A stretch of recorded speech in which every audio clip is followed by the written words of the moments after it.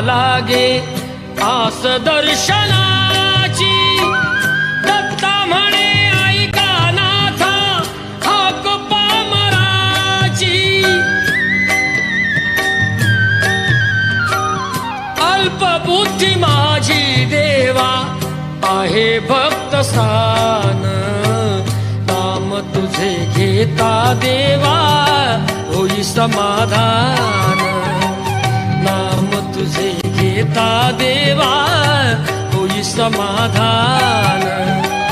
तुझ्या पदी लागो माझे तन मन ध्यान.